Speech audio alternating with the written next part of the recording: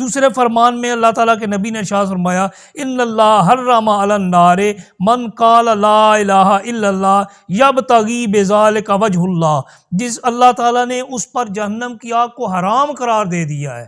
کس پر؟ من قال لا الہ الا اللہ، جس نے لا الہ الا اللہ کہہ دیا، یبتغی بہی وجہ اللہ، اور اس سے اللہ کی رضا کو چاہتے ہوئے اس نے یہ کلمہ ادا کیا، تو رضائے الہی کی چاہت کی وجہ سے اللہ تعالیٰ اس پر جہنم کی آگ کو حرام کر دیتا ہے۔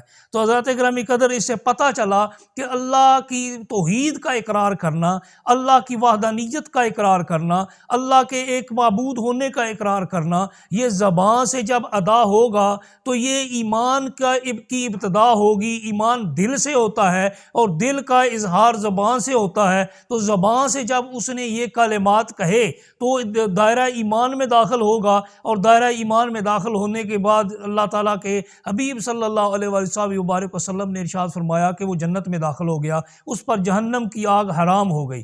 حضرات گرامی قدر، اس کا دوسرا حصہ کیا ہے؟ دوسرا حصہ ہے محمد الرسول اللہ، لا الہ الا اللہ، یہ ایک دعویٰ ہے اور اس کی دلیل ہے محمد الرسول اللہ صلی اللہ علیہ وآلہ وسلم۔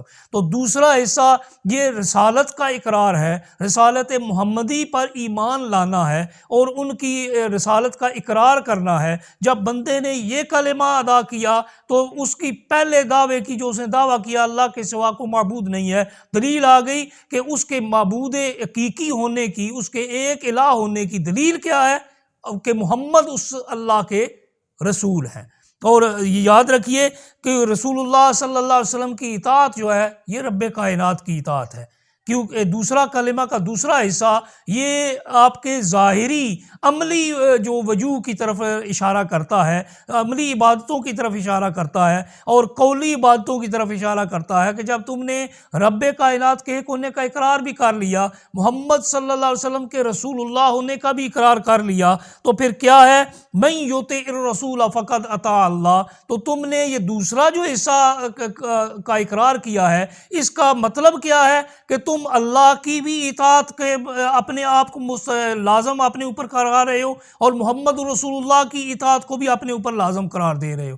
تو اس کا اظہار تمہارے عمل سے ہوگا کہ من یطع الرسول فقد اطاع اللہ، جس نے رسول اللہ کی اطاعت کی اس نے اللہ کی اطاعت کی۔ گویا رسول اللہ کی اطاعت اور اللہ کی اطاعت یہ آپس میں برابر ہیں۔ یہی مطلب ہے ہمارے کلمہ طیبہ کا جب ہم پڑھتے ہیں لا الہ الا اللہ محمد الرسول اللہ، کہ اللہ کے سوا کوئی معبود نہیں، محمد صلی اللہ علیہ وسلم اللہ کے رسول ہیں۔ تو یاد رکھیے محمد صلی اللہ علیہ وسلم اللہ کے رسول ہیں۔ رب کائنات فرماتا ہے ما کان محمد ابا احد من رجالکم ولکن رسول اللہ وخاتم النبیین، کہ ما کان محمد ابا احد من رجالکم، محمد صلی اللہ علیہ وسلم تم میں سے مردوں میں سے کسی کے باپ نہیں ہے، مردوں میں سے کسی کے باپ نہیں ہے، ولیکن رسول اللہ، بلکہ تو وہ کیا ہیں؟ اللہ کے رسول ہیں اور انبیاء میں سے آخری نبی ہیں۔ اب آپ کے بعد کوئی نبی نہیں آئے گا، کوئی چاہے کسی طور پر بھی اپنے نبی ہونے کا اعلان کرے، کسی طور پر بھی دعویٰ کرے، چاہے وہ ذلی نبی ہو، بروزی نبی ہو، جس طرح بھی اپنے آپ کو اظہار کرے، وہ نبی نہیں ہو سکتا، کیونکہ آخری نبی کون ہے؟ محمد صلی اللہ علیہ وآلہ وبارک وسلم۔ تو یاد رکھیے رسول اللہ صلی اللہ علیہ وسلم کی جب رسالت کا اقرار کرتے ہیں تو پھر ہمارے اوپر ایک چیز لازم آتی ہے۔ وہ کیا لازم آتی ہے؟ اللہ کے حبیب صلی اللہ علیہ وآلہ وبارک وسلم نے ارشاد فرمایا لا یؤمن احدکم حتی اکون احب الیہ من والدہ وولدہ والناس اجمعین، کہ تم میں سے کوئی اس وقت تک کامل مومن نہیں ہو سکتا جب تک کہ اس کی محبت جو میرے ساتھ ہے وہ اس کے والدین کی محبت سے، اس کی اولاد کی محبت سے اور تمام لوگوں کی محبت سے زیادہ بڑھ نہ جائے، یعنی وہ میں ان سب سے، ان تمام رشتوں سے بڑھ کر اسے محبوب نہ ہو جاؤں۔ تو ایمان بالرسالت ایمان باللہ کے لیے لازمی شرط ہے۔ یاد رکھیے گا ایمان بالرسالت ایمان باللہ کے لیے لازمی شرط ہے۔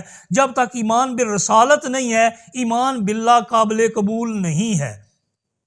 ایمان باللہ صرف اکیلا قابل قبول ہے، اللہ پر ایمان، اللہ پر ایمان۔ تو اللہ تعالیٰ کے نبی صلی اللہ علیہ وسلم سے پہلے لوگ بھی اللہ پر ایمان رکھتے تھے، لیکن ساتھ بتوں کو آپ کے اعلان نبوت سے پہلے وہ بھی اللہ پر ایمان رکھتے تھے، فرشتوں کو اللہ کی بیٹیاں قرار دیتے تھے، لیکن ساتھ شرک کرتے تھے۔ اس شرک سے روکنے کے لیے، فرشتوں کو اللہ کی بیٹیاں قرار دینے سے، بتوں کی پرستش سے روکنے کے لیے اللہ تعالیٰ نے اپنے آخری پیغمبر حضرت محمد مصطفیٰ صلی اللہ علیہ وسلم کو مبعوث فرمایا۔ تو جب تک محمد رسول اللہ صلی اللہ علیہ وسلم کی رسالت کا اقرار نہیں کیا جائے گا، تب تک توحید کا اقرار قابل قبول نہیں ہوگا۔